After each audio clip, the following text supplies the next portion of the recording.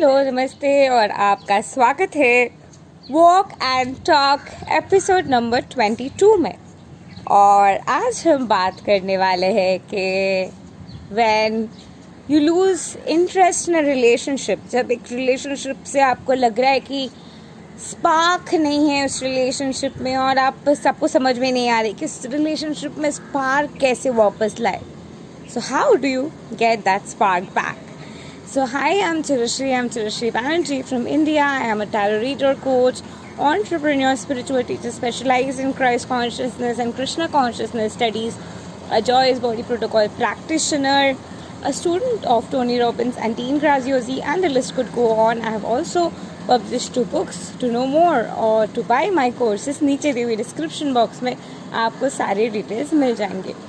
So अगर आपके relationship से स्पार्क चले गए हैं और आप नहीं चाहते हो कि ये स्पार्क चले जाए, आप ये स्पार्क रखना चाहते हो, वो स्पार्क पकड़ के कहीं ना कहीं रखना चाहते हो, क्योंकि ये रिलेशनशिप आपके लिए मायने लगते हैं, ये रिलेशनशिप आपके लिए इम्पॉर्टेंट है और आप चाहते हो कि रिलेशनशिप रहे, लेकिन अचानक से शादी के बाद शायद ये क्वेश्चन हमारे पास जिनसे आए हैं वो अपना नाम रिवील नहीं करना चाहते। So I will go with anonymous. सो आपके शायद नए शादी हुए थे जब तब सारी चीज़ें सही थे, शायद आपके लव मैरिज हुए या फिर अरेंज मैरिज हुए हैं और अचानक से आपके रिलेशनशिप से वो स्पार्क चले गए हैं। और या फिर आपके नए रिलेशनशिप भी अगर हुए हैं और शायद आपके पास्ट रिलेशनशिप में ये हुआ है ये पैटर्न कि आपके रिलेशनशिप से एक टाइम के बाद वो स्पार्क चला जाता है और वो रिलेशनशिप से आपके इंटरेस्ट चले जाते हैं या फिर सामने वाले इंसान के इंटरेस्ट चले जाते हो, तो कहीं ना कहीं से वो रिलेशनशिप बस छूट जाते हैं और अल्टीमेटली वो मटीरियलाइज नहीं करते हैं। शायद इस वजह से आप कमिटमेंट से भी डर रहे हैं, शायद इस वजह से आप शादी भी नहीं करना चाहते, शायद इस वजह से आप अकेला रहना ज़्यादा पसंद करते हैं।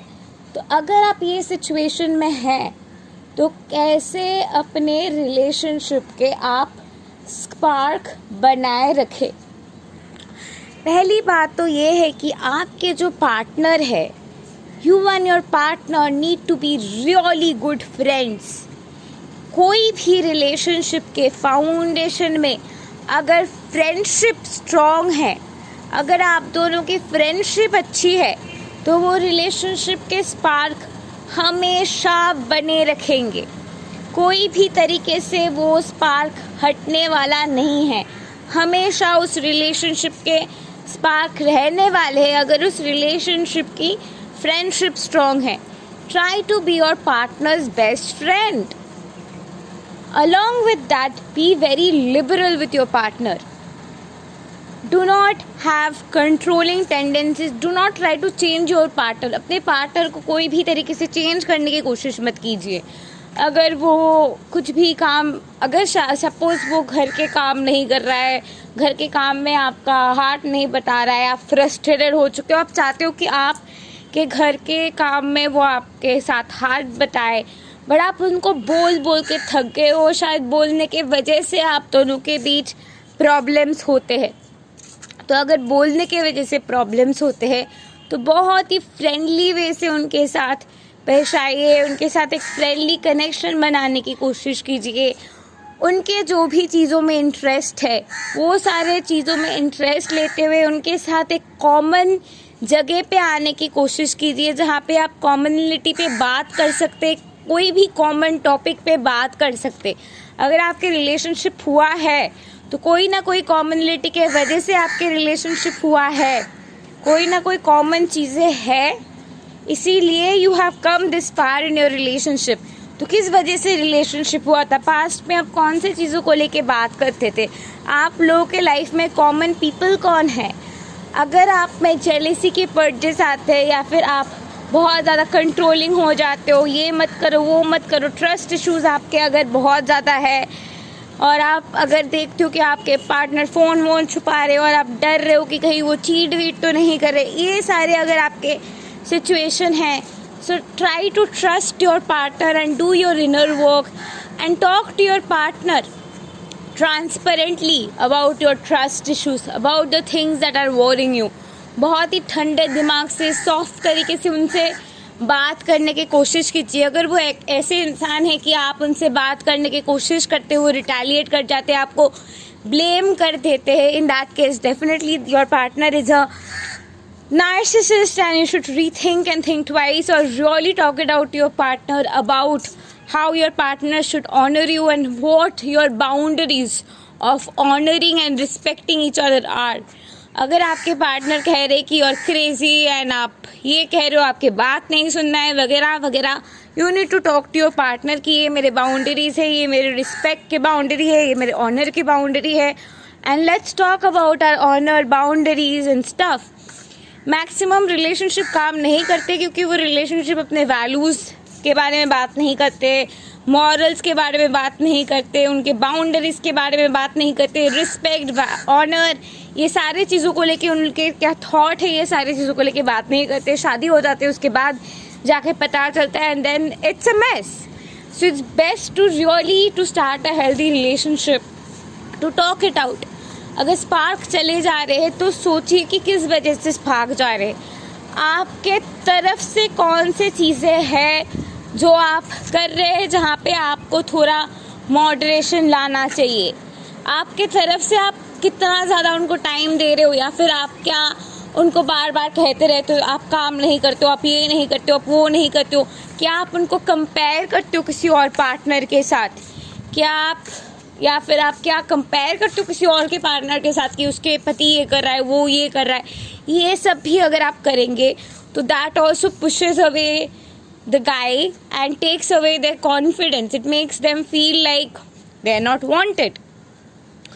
सो to really make your man feel wanted, and also your man has to make you feel wanted. अगर कोई भी तरीके से, अगर आपके पार्टनर आप में जेलेसी स्टार कर रहे हैं, कोई भी तरीके से आपके पार्टनर कुछ भी चीज़ें कर रहे हैं जिसकी वजह से आपको ऐसा लग रहा है कि आपके पार्टनर की वजह से आप सिक्योर फील नहीं कर रहे हो, आप ह्यूमिलिएटेड फील करते हो, आप लेफ्ट आउट फील करते हो, talk to your partner, talk your heart out. सारी चीज़ों के सल्यूशन है कम्युनिकेशन. अगर आप इंसान के सामने जाके बात करते हो, अगर वो सुन नहीं रहा है, किसी और से बात कीजिए जो उनसे बात कर सकते हैं, या फिर घर पे किसी से बात कीजिए जो एक साथ मिलते हुए आप बात कर सकते.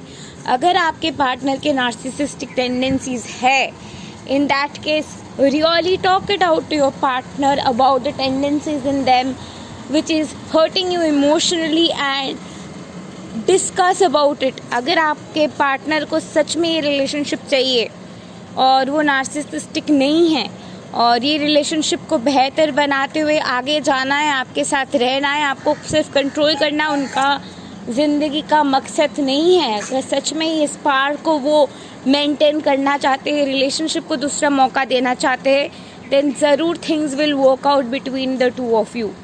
बट बहुत टाइम जो होता है, शादी, आप किसी से अगर शादी करो उसके साथ आपको जन्म भर रहना होगा, तो ट्रस्ट होना बहुत ज़्यादा ज़रूरी है. ट्रस्ट, रिस्पेक्ट, ऑनर होना बहुत ज़्यादा ज़रूरी है. अगर आप किसी से शादी करने जा रहे हो तो उस रिलेशनशिप में अगर ट्रस्ट नहीं है तो वो relationship will not last in the long term. अगर एक बार आपको क्वेश्चन आ जाते कोई भी तरीके से, वो इंसान अगर आपके ट्रस्ट या बाउंड्रीज को कोई भी तरीके से एक बार अगर वायलेट कर देते और कोई तरीके से अगर आपके बाउंड्रीज, ट्रस्ट इश्यूज, वो सारे जगह पे आप दोनों के अलाइनमेंट नहीं है, अगर आप देख रहे हो कि वहाँ पे अलाइनमेंट नहीं है, आप रिलेशनशिप शुरू करने के पहले देख रहे हो कि ये जगह पे हम कंपैटिबल नहीं है, तो आगे जाके भी प्रॉब्लम हो सकते हैं. अगर आप वहाँ पे क्लियरली कम्युनिकेट ना करते हो और ट्रांसपेरेंटली क्लैरिटी के साथ बात ना करते हुए एक ट्रांसपेरेंट स्टेट में अगर आप नहीं रहते हो, then it might get very difficult. So really from that place talk it out to your partner. और एक बार अगर आप दोनों ने प्यार किया है तो प्यार हमेशा आप दोनों के बीच रहने वाले हैं. I believe in that if you've loved once, you are always in love somewhere deep down. So talk it out with your partner. Deeply जो भी चीज़ आपको कहना है, ठंडे दिमाग से बैठते हुए उनसे बात कीजिए, उससे इस तरीके से बात कीजिए कि वो आप है। तो आपको अगर कोई समझाएंगे तो किस तरीके से समझाएंगे, तो आप समझेंगे उस तरीके से उनके साथ बात कीजिए, उस तरीके से उनके साथ पेशेंस के साथ समझिए उनके भी बातें and talk it out. And you never know, you might just have that spark back and you guys just might plan to go on a trip soon. Do let me know in the comment section how much this video was helpful. Thank you and love and light to you. Namaste. Have a great day.